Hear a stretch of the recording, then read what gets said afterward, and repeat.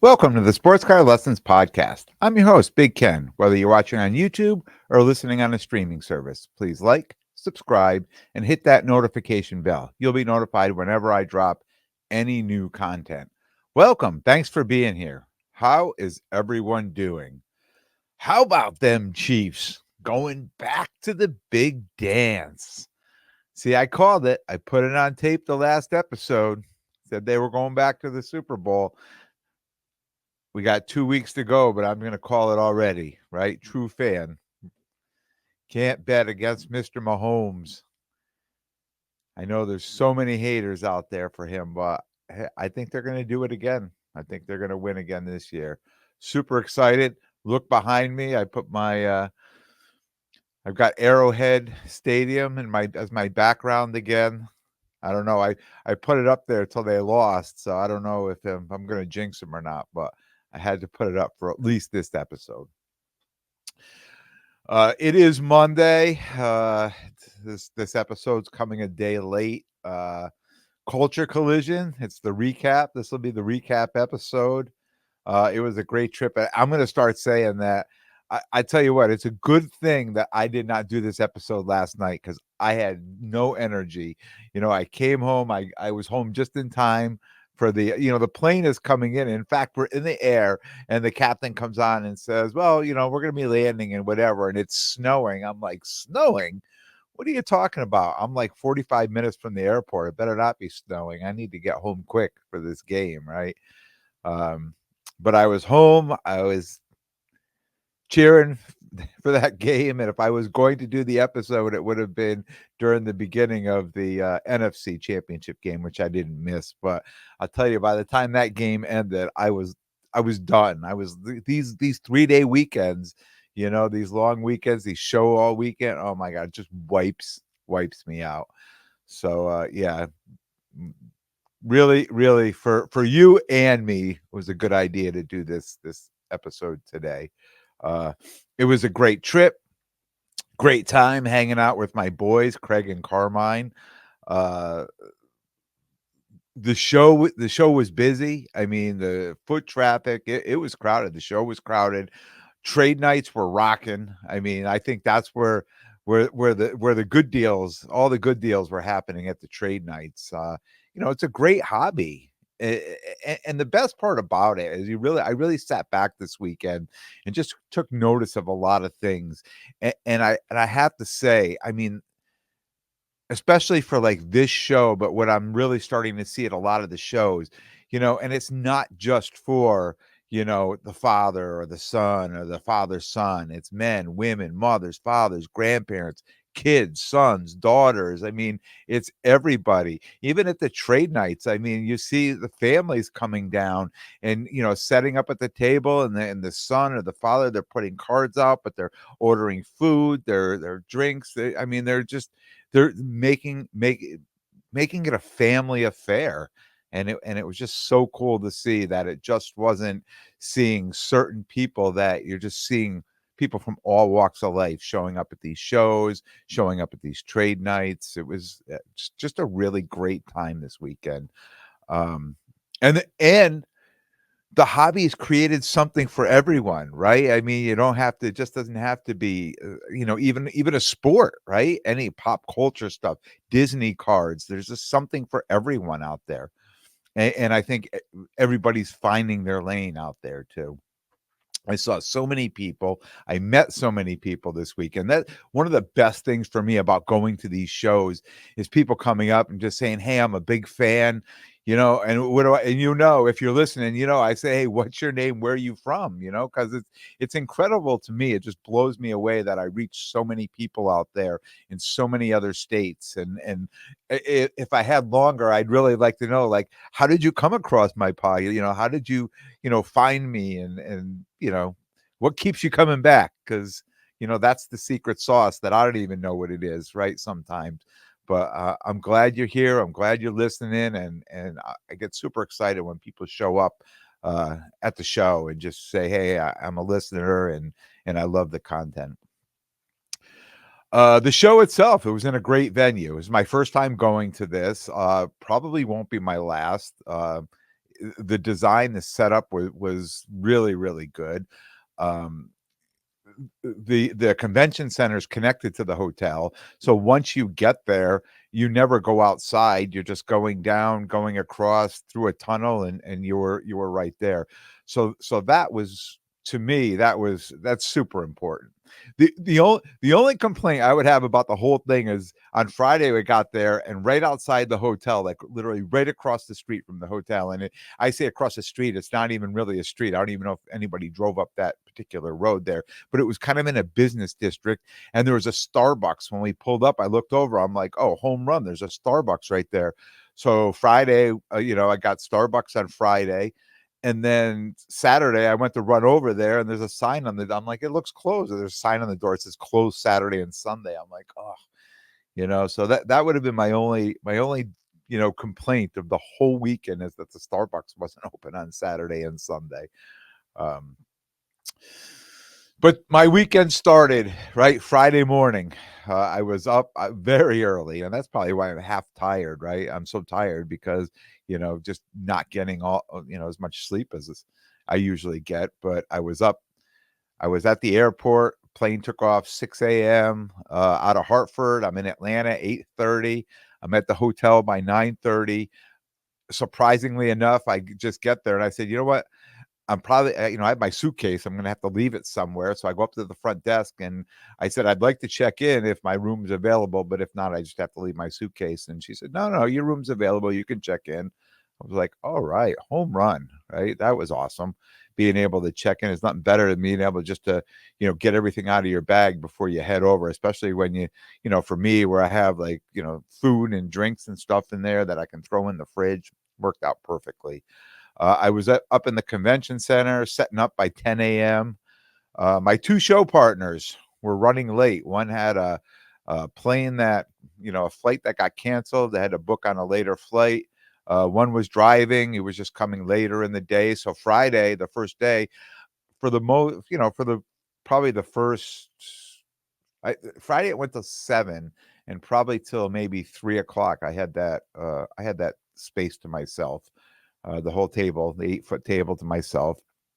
I had one showcase, and I brought a two-row box, all with ultra modern football cards, all 2023 in there, uh, mostly 20. There was a couple 20, 22, 21 like rookie cards in there, but mostly 2023.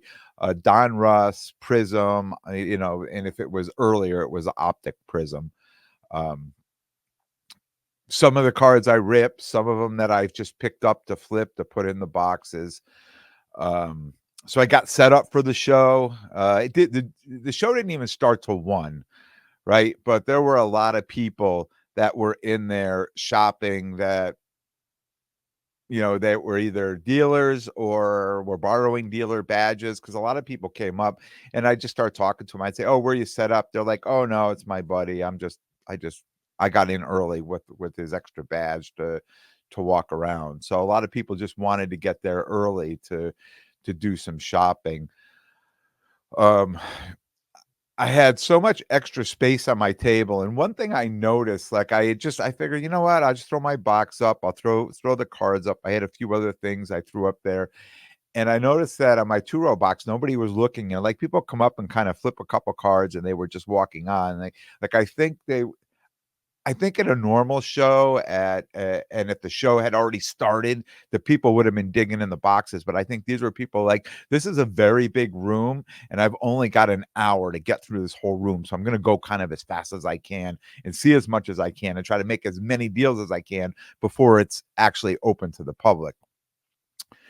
So, I'm thinking to myself, "I got all these great cards in this two-row box, and nobody's really looking at them." I had all this extra space. I said, "I'm gonna grab like 15 of these cards and just lie them out on the table. Just put them down on the table, all the higher end cards."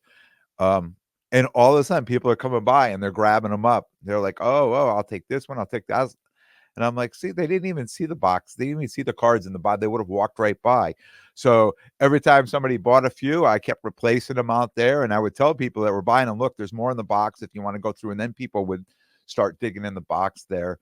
Um, Before the show even started, or probably within, I would say by 2 o'clock, right? By 2 p.m., the latest, I had sold half that box, half that two-row box, and they were all singles, they were all in top loaders, and they were all in, you know, team bags, and they were all priced. I mean, some of them were priced up to $50, $60. Some of them, and they, I mean, from $3 to $60 in that box, just depending on what the card was.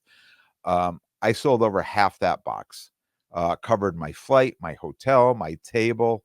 I mean, I couldn't have asked for a better start to the show selling all those cards in there. And that became key later in the show, and I'll talk about it, but it became key selling all those cards early.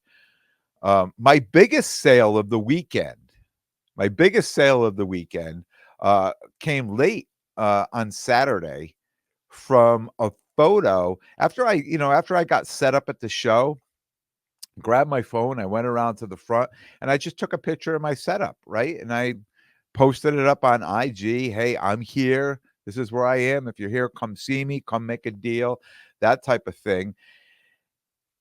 I wasn't advertising any cards, and I was probably 6 feet away from the table when I took the picture, but somebody had zoomed in on my showcase and saw a card in there that they wanted, and they contacted me about it. They messaged me on Saturday, and it was one of those cards I talked about in the last episode that I haven't taken out to any other shows. I was pulling cards out that hadn't seen the light of day since the National, right? And I figured this would be a great show to go out and throw. I have the 2013 Upper Deck, the Hulk Hogan PMG. I threw that in the case. It's a very noticeable card. It's very purple, so it'd probably be easy to spot. Um, and yeah, he saw it in there, and he messaged me. He said, "Is that what I think it is?" And I said, "Yup." And he said, "I'm very interested in the card." We went back and forth. We negotiated, and we ended up closing the deal on that card. So the funny thing about that card was, in that show, on Friday later in the day and Saturday morning, when the show started, a lot of people stopped. And a lot of people were trying to get that card for next to nothing. They're like, "Oh, there's not many sales on it," like, the whole thing going through. I wasn't letting that card go for I had a number in my mind, and that was it. And I was happy to take that card home and put it back in the safe, right? And just keep it till another show like this, or maybe the National. Um, After I made that sale, minimum 3 people had come back, and one guy was super upset. Came back later in the day, is like, "Where's the Hulk?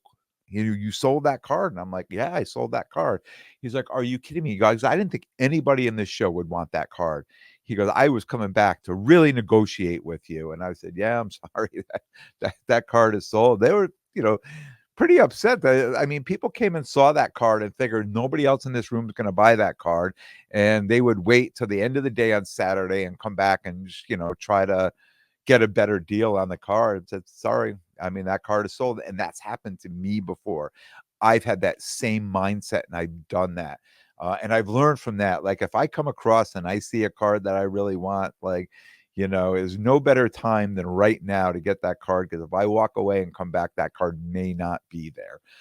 And if you remember my episode last year, when I went to the Toronto Expo, when I bought that Mike Tyson PMG, and I saw it there, and I was trying to make a deal, and I kept walking around the show, and I kept coming back and glancing in that case to make sure it's there, as I was selling cards to get up enough Canadian money to buy this card, right? So I feel now I was almost a little lucky on getting that card, at the time I did and how I got it, and I feel bad for this guy who really wanted the card, but I feel great because I know the guy who bought it is an actual collector. It's not a card you would flip, right? It's a card that you would go out and say, "Yes, I want to put this card in my collection." Uh, and that was kind of the theme for the weekend for me. Um, the cards I sold were more oddball cards. I have pop culture cards in there. I sold this. I sold Britney Spears card, like cards like that. I mean, I didn't sell any of my Mahomes cards that were in my case. Um, I had a Lamar Jackson in my case. I had some nice ultra modern cards. Um, but these were the cards, these kind of oddball cards were the ones that, that you don't see in everybody's case were the ones that I was selling. All my Mahomes cards, everybody wanted the Mahomes cards, but ridiculously low offers on them. And at some of them, I was just shaking my head. I mean, people would say, "Oh, this lime, I value this at 1,200 or 1,250 or 1,300." I'm like, okay. And they're like, okay, yeah, I can't pay more than 950 or 975 on the card. And immediately they're saying, you need to leave room for me to make money. I said, why? Why? I just assume keep that card. I mean, this guy is an unbelievable quarterback. Why would I just let this go and let you go run down there and try and make $50 on the card just flipping it to somebody? This is such a great card. I'd rather hold this card and sell it to somebody who really wants this card. I bought this card because I really wanted the card. Right? I looked for this card and I looked for this card and I tried to make a deal on this card and every time it was like so overpriced. And when I finally got one that was reasonably priced, I bought it. I'm not going to let it go for there's no reason for me to let that card go cheap. So these are the kind of things I was getting, like really low ball offers, 900, 950 on 12 and $1,300 cards.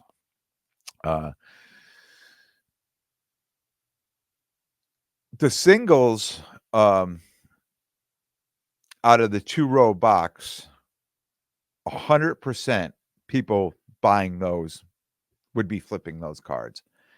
Um, but I think those prices were better.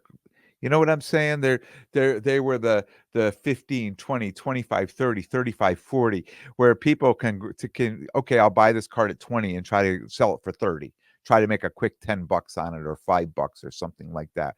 Um, which is exactly what I did, right? So there, I make a when I bought it, the person I bought it from probably ripped the card, right? They sold it to me. I made a few dollars on it selling to the next one, and some of them, if I bought that right, I doubled my money on some of those cards. Some of them I bought for 20, 15, or $20, and I sold them for 45 or 50 bucks, so I did very well on it.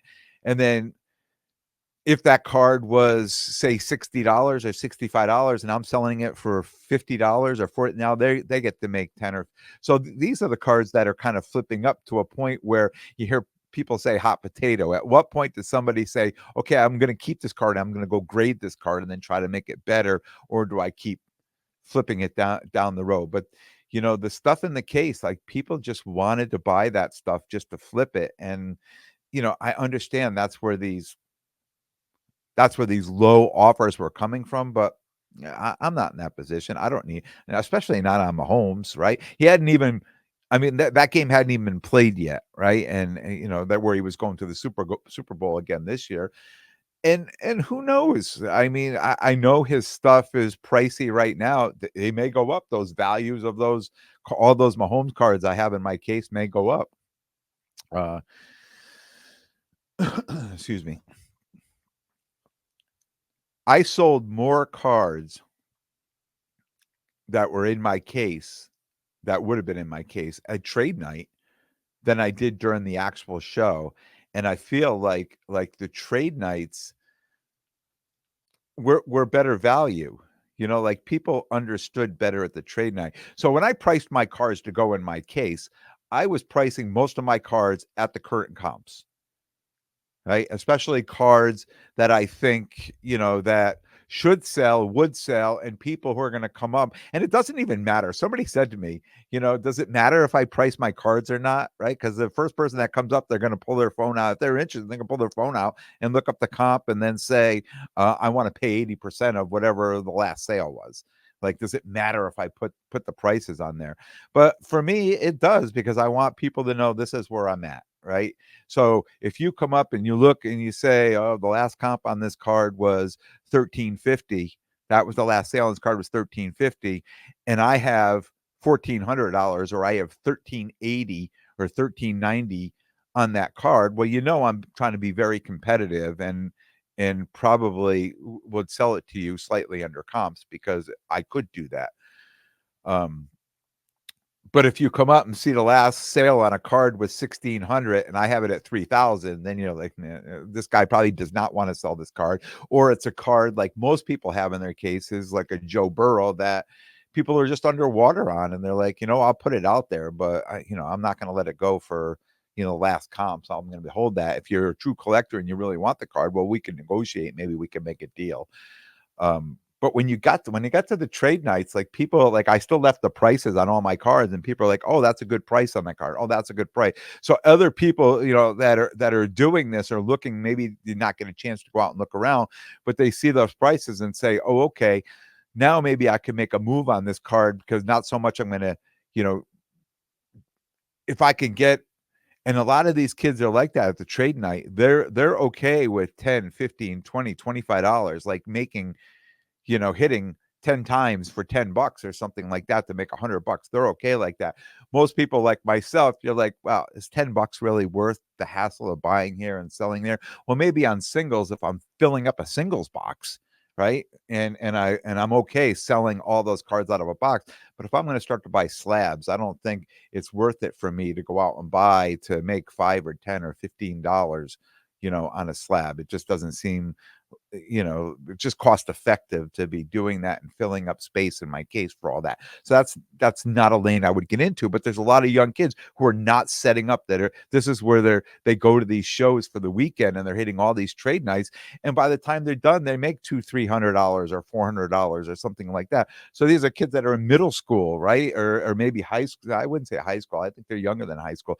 And then they're going back and, they've made all this money for the weekend. And this is how they make their money to buy their cards. And I noticed tons of kids ripping wax. I've never seen kids rip so much wax at trade nights before in my life. Like a table with, a couple boxes and just piles and piles of empty packs, and they were just ripping those Prism blasters. And somebody was there at the trade night selling, megas and blasters of Prism. And yeah, it was just crazy. It was just a great. I mean, that hotel was a great. In that there was a trade night. Oh, well, so Friday night, the show closed at 7, and then from 8 to 2 a.m. they advertised trade night right in the lobby of the hotel. So there's a huge space with tables and chairs, just set up, and that's where they held the trade night over there. So when we were done, when I was done, of course, I went, had some dinner there. I could see the trade night filling up, what was happening. When I was done, went back up to the room, grabbed some cards, and went down and grabbed the table and set up for a bit, and then walked around a bit, sold some cards, bought some cards. Nothing big, but just most of the stuff I was buying was for like my own PC. Um, and that's basically what I was doing at the show too. So Saturday, back at it. All three of us are there now Saturday. Craig and Carmine are there. We're all there, switching off, taking turns, walking around, watching the table, doing some shopping, doing some selling. Um, Well-oiled machine, right? We all got each other's numbers. If I walk away, somebody's interested. These guys were making deals for me. They're like, "Hey, somebody wants to buy this hockey card, blah, blah." "Yep, go ahead." We're negotiating right there. I don't have to run back to the table. So it worked out really well. It was really one of those situations that, um, a lot of times if you walk as a dealer, if you walk away from the table and somebody's there and somebody says, "Oh, so and so's interested," say, "Okay, I'll be back. Let me come back and I'll do it," right? But if you know your cards well enough and you know your cards pricing like I do, and somebody calls and said, "Hey, you've got this card, it's 125, they want to get it for $100. Is it yes and no?" And easy enough. Yep. I mean, maybe I wanted $105, but is it worth it for me to run all the way back to the table for $5? Now make the deal. I come back. Here's your money. It worked out well, and I was able to do that for them too, right? I've called them up and say, "Hey, you've got this card. This is how much." Yep, go ahead. Or no, I'd rather take that. No, he wants to take that. Okay, we'll make the deal. So it just worked out. It worked out really well with these guys. Me out shopping, running around walking the floor. My rookie prospecting, which I talked about in a few episodes ago. Stroud, Richardson.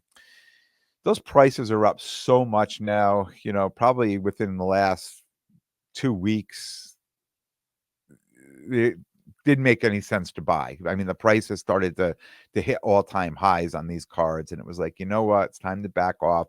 Let's see what happens. Slow down out. Let's see what happens." Hopefully, another month or so, those cards may come down. There may be opportunities to buy again, but I have enough. I sent so many of those off to grading that I'm okay not to buy any more of those cards if this is if I don't get if the opportunity doesn't come up, I'm okay not to buy any more of those cards. But still my mind is always going, and knowing that, I put some thought into, especially before this show, going out there, like, who else would I want to buy if I could buy raw and get graded, before the next season. uh and really just thinking about some of the quarterbacks that are now in the NFL, right? Is there anybody out there now that I could make a play on? So I look at whose situations are getting better next year, right? Um, we all know Herbert is getting a new coach and a better situation. So there's one guy I'd say, let me look and see if I could find any of his cards. And I noticed this weekend his prices were still very high on everything. And there's really not a lot of his anything good as far as raw rookie stuff because he was so popular, right, when he came out that everybody graded everything of his cards. So there's really not a lot. So he was one person I said, let me put him on my radar. Didn't really find anything on him. Um, but also I thought Justin Fields, right? Knowing Chicago will have the first round draft pick, they're probably going to take the quarterback, right? They're probably going to move him off. So it's possible he may end up in a better situation um, next year. So while at the show, while I'm walking around, you know, these were the these were the 4 things I was looking for this weekend. My Hunger Games cards, those autographed, those 2012 NECA autograph Hunger Games cards. Looked for those, not one card in the room. Didn't find any of those. Women's soccer, I picked up a number of women's soccer cards. Happy to put those into my PC. Excited because women's soccer is down right now, and it won't come back now until the NWSL picks back up in the spring. But then, more importantly, the not World Cup, but the Olympics this summer. Justin Fields, raw rookies. I picked up a number of his rookie cards that are raw. Now, the graded stuff, the higher end stuff, is still very expensive. Everyone you ask, I say, hey, what do you? Right away, I'm high on it. I'm underwater on it. It's probably, unless you're buying it to collect it, it's probably not the card for you. All these things I heard, which I understand. I would say the same thing. But I was able to pick up a number of raw rookie cards at the show and at the trade nights too. Um, so I mean, I'm not going to go through them all that I got, but I picked up like 10, 12 that are very gradable, very gradable. That I'm going to clean up and send those off to PSA. And you know what? I picked them up at such a ridiculously low price, and they're all numbered cards. They're all great cards, numbered cards. That if they do gem, right, I am really doing well. And even if they come back a 9, I can still make money on them in today's prices. So if he gets himself into a better situation next year, um, even news of a trade, like, last year, I could remember being at the Philly show last year. I don't even remember when that Philly show was that I went to, but I just remember the news came out that, Chicago traded and they picked up I can't think of his the receiver, their new receiver there last year. And as soon as that news broke last year, right, all of a sudden, Fields prices jumped right up. So it's just little news like that, right? That as soon as something some news goes out, people get very excited. So hopefully some news pops with him this year. I'll be ready, right? I'll be ready to move some cards. And if not, the worst case, I could break even on these cards or make some money on them. So, we'll call it prospecting, which absolutely it is, but I'm not certainly risking very much at all on that, to make some money on it. Um, where our table was located, um, we were at the beginning of the back half of the room. So the room had like the front half, and there was kind of like a big area that broke it up, and then there was the back half of the room. So we were like one of the first tables towards the back half of the room. So in terms of buying, where cards are showing up at our table, not a lot of great buying opportunities, because you have to figure, and I've talked about this before, you have to figure that most people, those cards have been touched 10, 15, 20 times or more, been looked at before they've made it to the back half of the room. So a lot of the good stuff had already gone. And I've noticed like kids showing up saying, "Are you buying?" Yes, we had a sign that we were buying, and people were pulling cards out. I'm like, yeah, no, we're all set. They're, very low end or damaged cards, or just things that, people just don't want. Um, but I had late in the day on Saturday, a guy had walked up to the table, and he was talking to Carmine. And Carmine says, "Hey, Big Ken here is a big Chiefs fan." So the guy reaches into his bag and he pulls out a 2023. I'll hold it up. 2023 Mahomes downtown PSA 10. Freshly just came back from PSA. He had just picked this card up. Um, he won it in a break. It was his first break. He won this card, and it was his first card he ever sent to grading, and it came back at 10. Um, so the guy, who did the break and had it graded, offered him, said, "Look, I'll buy it back from you for this much." It was under comps. And he said, "Okay, I want to hold the card. I want to walk around with it, but I'll probably come back and sell it to you." Um, so he said to me, "Hey, this is it. I had this offer on this." And I said, "Oh, I'll match it right now, cash. I'll take that card cash right now." He said, "No, if I'm going to sell it for that, I'll sell it back, to that other guy there." And just something told me just to keep talking to him, because I really wanted this card. I talked a couple episodes ago trying to buy the downtowns down in White Plains, and that didn't work out. And I figured it wasn't going to take much more. And the offer he already had on this card was $200 under comp. So there is certainly a lot of room to work there. Um, so I said, "Hey, if I throw 20 on top, would that get the deal done?" And we talked a little more, and I said, "Well, what makes sense? I mean, you tell me what makes sense. What could get the deal done?"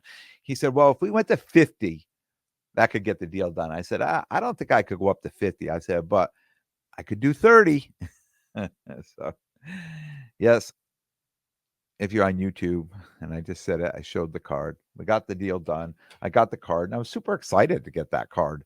Um, my first Mahomes downtown, right? That I've owned. I've owned a number of downtowns, but never a Mahomes. So now I have it. It's for sale. It'll be for sale at my next shows or whatever. But if not, again, it's Mahomes. I don't mind having that card.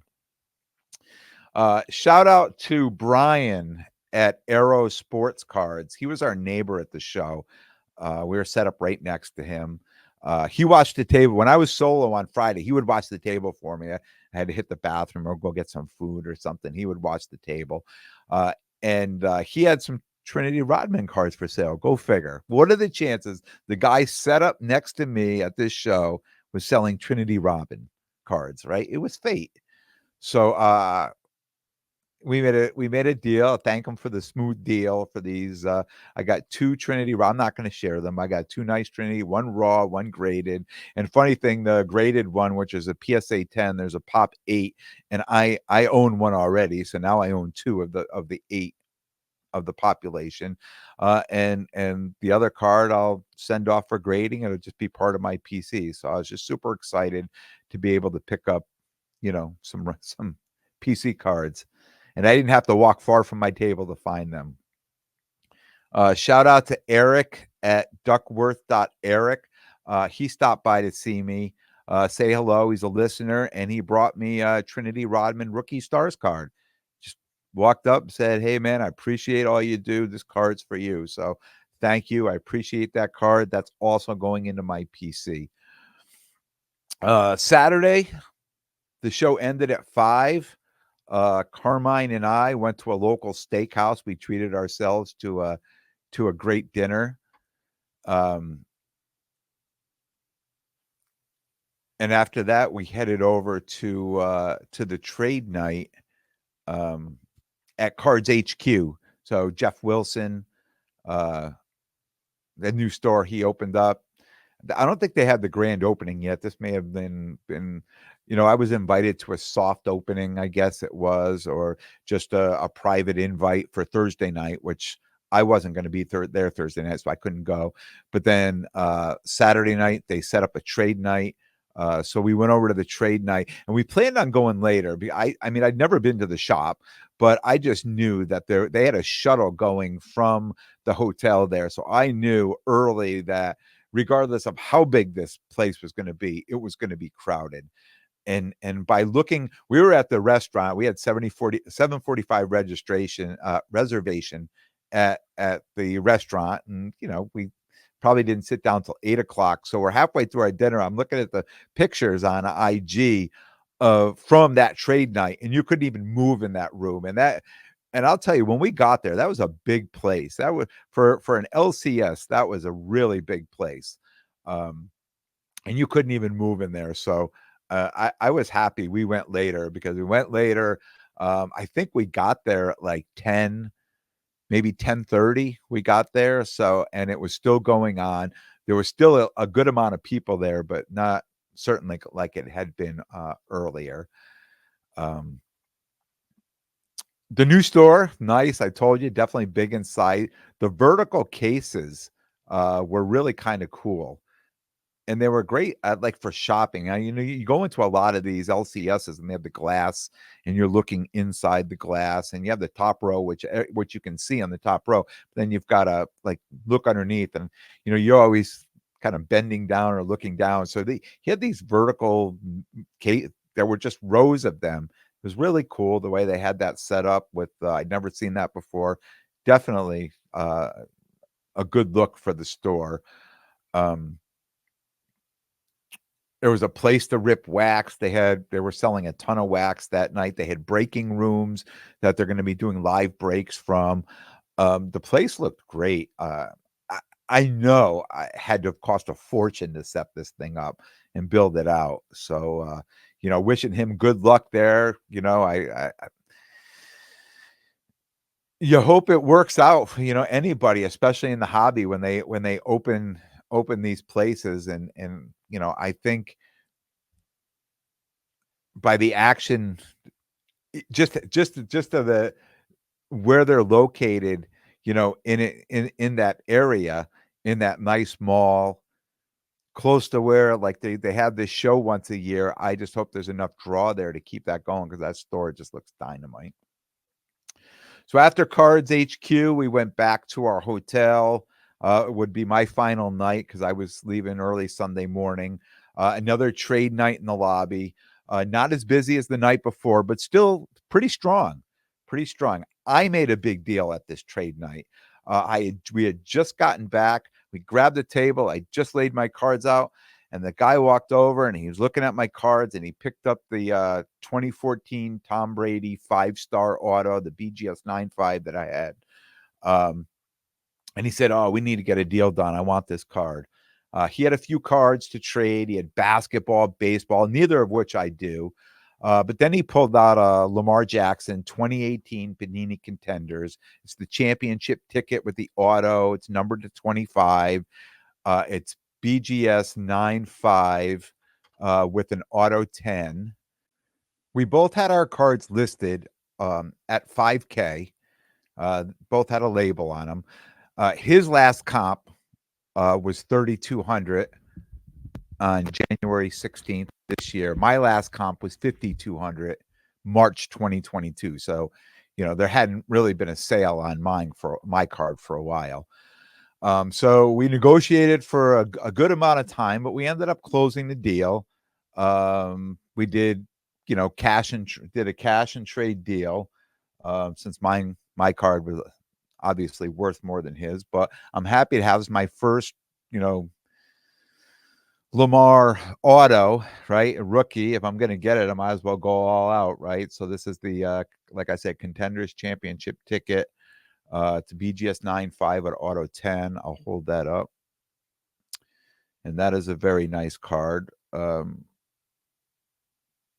Hopefully it'll be the MVP this year. It'll add a little bit more value to that card, but it's another card I'm happy to have. I'm happy to put in my case. Not really the cards that I'm looking to put, to put out there in my case, but I know the Brady card has just been stale in my case. Like, when I picked that card up, I felt that I was happy to have a Brady auto, right?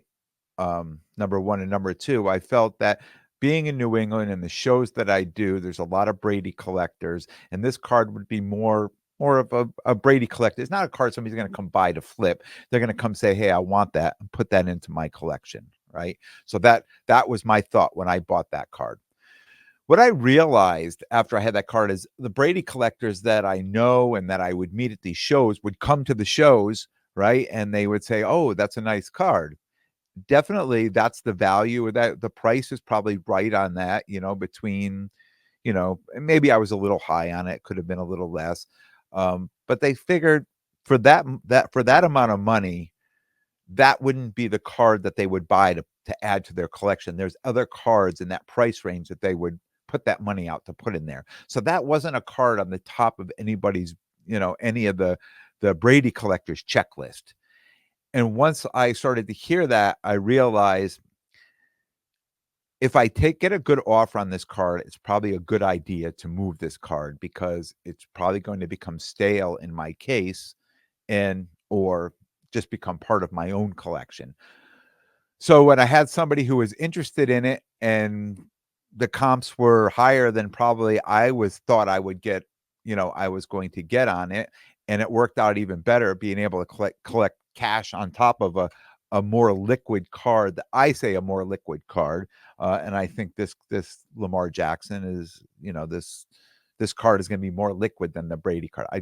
I can't imagine this card would be stale in my case. Could be because we're at the end of the season, but I don't mind if I don't move this card, I don't mind, you know, breaking this card back out at the National or next year or whatever. So yeah, it was a good deal.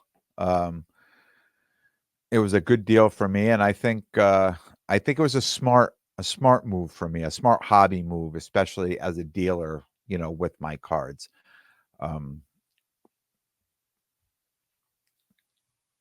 All the pickups that I had were under comps for my PC and for raw grading. I do have to say one of the things that I noticed just walking around this show, there was very little vintage at this show. It was all mostly ultra modern stuff and pop culture stuff. The amount of cards in the room was insane. The ultra modern, it was absolutely insane, just going from case to case to case and seeing all these cards and I realized that's why these people are just showing up and just saying, "Hey, I'm going to make these ridiculously low offers on all the cards that I would want to buy in your case." And I'm sure they're doing this, you know, to table after table after table, and 99% of the time, I'm sure people are just like me saying, "No, no, thanks for stopping by." But if that one guy who needs the cash and he does it, right, it made it all worth it for them. And it was just crazy just going from table to table and just seeing all the cards and all the same cards, case after case after case. started saying to myself, no wonder why I wasn't selling. I didn't even know I think I was priced very competitively on my cards, and the people liked my cards. They stopped. They, wanted to negotiate, but they were all low ball offers. And the interesting thing is, I walked around that room. I didn't see any other Patrick Mahomes XRC cards or Lime cards. I did see a Tom Brady 5-star identical to mine, but that one had a 10 auto on it, and he was asking 50. I knew the dealer. He was asking 5,300 on his, right? So I knew when people came by and they saw the cars, and some guys came back a couple times saying, "Man, I really want that line. Like, let's work out a deal." I said, it could be all yours. Could go home with you today for the right price, right? And so I'm glad I held on to them, seeing that the Chiefs are on the way to the Super Bowl right now, and I still may not sell those cards, right? The prices still may not be right, and I'm still happy to own those cards if they don't sell. The keys to a successful show for me, to this show being successful, again, was that 2-row box that I sold all those cards day one, first few hours of the show. And they seems to be the key to my success to most shows when I'm bringing all these dollar box. When I'm driving, I could bring all these dollar boxes and set them up too. It's funny. You see a lot of people, they'll just, especially at this show, they set up, they come, they have one case, they have the 8-foot table, they have a 2-foot case, and they just put their cards in. They put a big buying sign up, and they just want to go to work like that there. And I know it works for them. Me, I'm a little bit different, and I like bringing these singles boxes, and I like, making sure that there's a steady stream of income coming in, where if I go to a show like this one and I don't sell any of the slabs out of my case, at least I still have a steady stream of income coming in. So, and you know what? I think it keeps me from considering the lowball offers, right? Or maybe like try to, keep working, putting all that work in to come up a little in order to accept an offer where I can just back off and say, you know what? No, I'm fine. I'm all set. Thank you though. So yeah, Sunday morning I checked out. I headed to the airport, back home, for the AFC NFC championship game. I made it in time, and Chiefs were victorious, right? Still excited about that. I am planning a recap. We're planning a recap collaboration episode with Crosstown Cardboard Podcast. We're going to do that at some point this week. I'll do that with Craig and Carmine. That's going to be a bonus episode. I'm going to throw that whenever we do it. I'll coordinate with them. May drop. I'm going to be back Thursday with a new episode. But that may drop maybe on the weekend or something like that. So just if you see an episode pop up from me and advertise, you'll know it was a bonus episode that we planned on. We made a plan to get 3 of us together on there and do a little collaboration. So I'm looking forward to that as well. But like I said, I'll be back Thursday with a brand new episode. I want to thank everyone for tuning in. And if you like what you hear, please definitely subscribe. And most importantly, tell a friend and spread the word. And until next time, take care of yourselves and everyone around you.